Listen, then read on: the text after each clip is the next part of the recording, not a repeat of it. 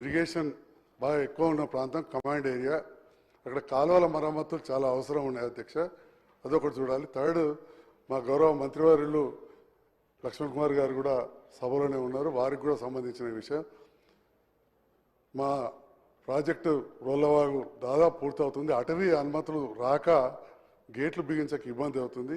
అది అటవీ శాఖ, ఇరిగేషన్ శాఖ సమన్వయపరిచి తప్పకుండా చేయాలని చెప్పి నేను మీ ద్వారా ముఖ్యమంత్రి గారి దృష్టికి, అదేవిధంగా మా లక్ష్మణ్ కుమార్ అన్న కూడా మాట్లాడుతూ ఉన్నారు, దృష్టికి తీసుకెళ్తున్నా. ఇరిగేషన్ మంత్రి గారి దృష్టికి కూడా ఈ విషయాన్ని తీసుకెళ్లాల్సిందే కోరుతున్నాం.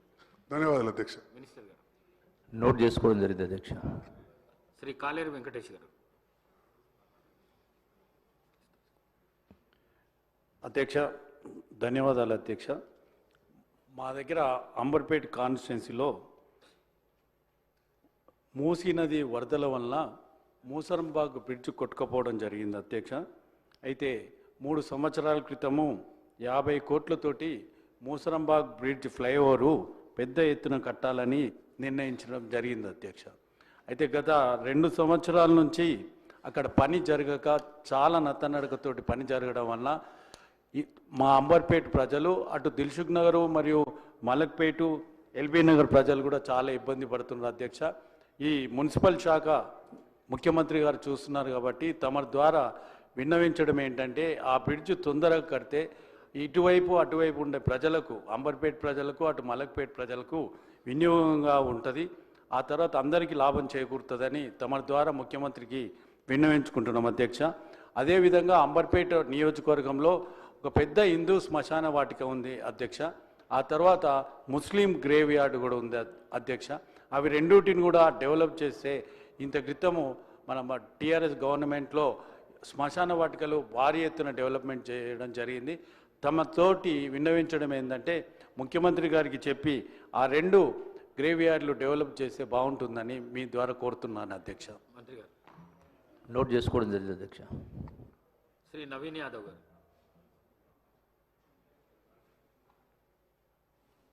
స్పీకర్ గారికి, డిప్యూటీ స్పీకర్ గారికి, గౌరవ ముఖ్యమంత్రి గారికి, మంత్రులకు, గౌరవ మంత్రులకు, సభ్యులకు, అధికారులందరూ కూడా నమస్కారం.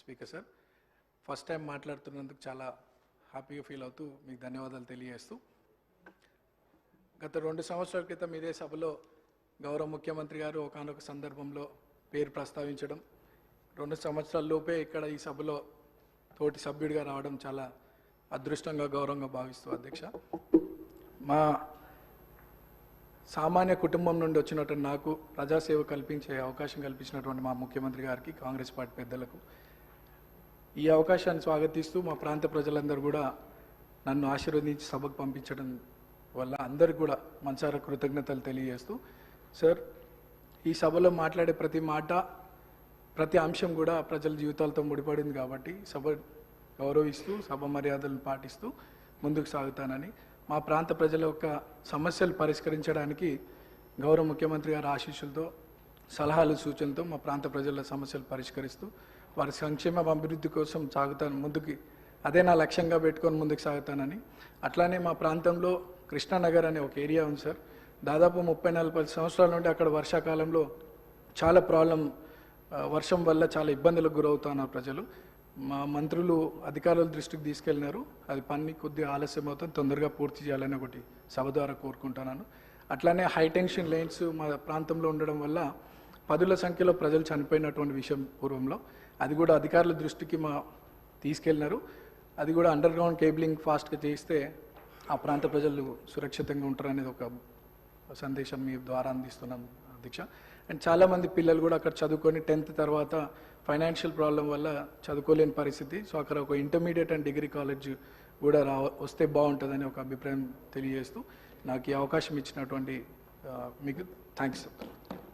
మినిస్టర్ గారు సభ్యులు చెప్పిన అంశాలని నోట్ చేసుకోవడం జరిగింది అధ్యక్ష. శ్రీ కేఆర్ నాగరాజు గారు. ధన్యవాదాలు అధ్యక్ష.